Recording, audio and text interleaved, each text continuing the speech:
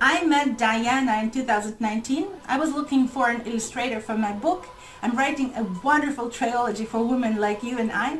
And Diana has been recommended to me as a fantastic artist, and this was an understatement. I fell in love with her work. Very soon we were meeting once per week to talk about drawings for the book. I love Diana's art.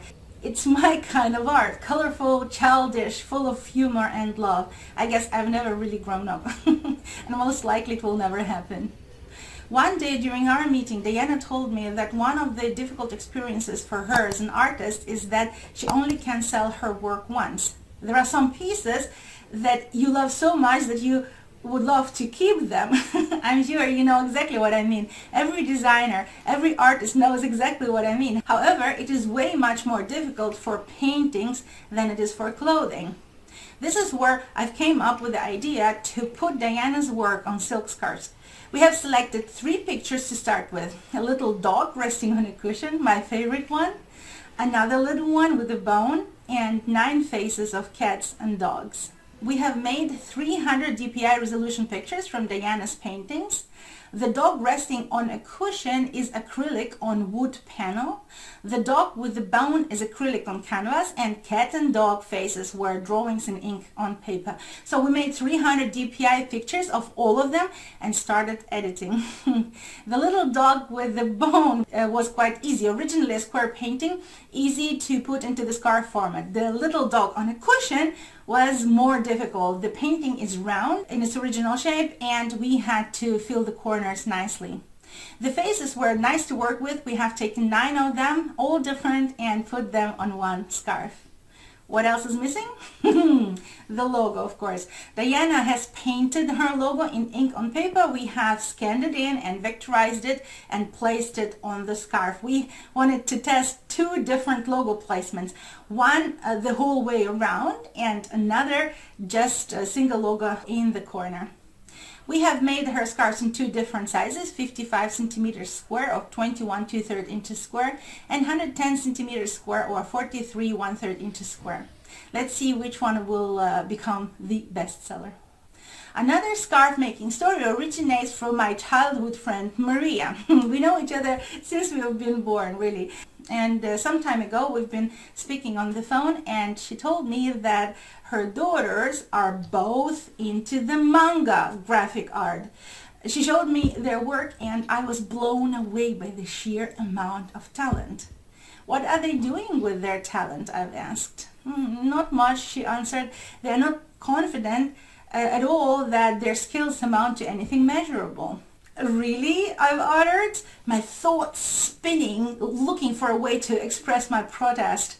I know what we do, Maria, I said. You sent me 2 pictures of their work, and I will put them on silk scarves. And a few days later, Maria sent me 2 drawings by Facebook Messenger.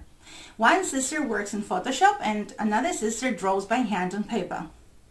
The Photoshop file was already 300 DPI, so we've simply reformatted it to the 110 centimeters square silk scarf by adding a 1-inch golden edge.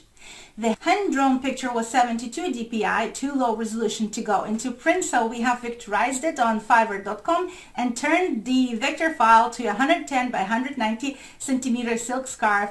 It is 43 1/3 inches by 74 4/5 inches. As you can see, we've spent some time thinking what color edge will be the most beautiful, and gold was our final decision. All files went to the factory where they have been printed on 100% silk twill.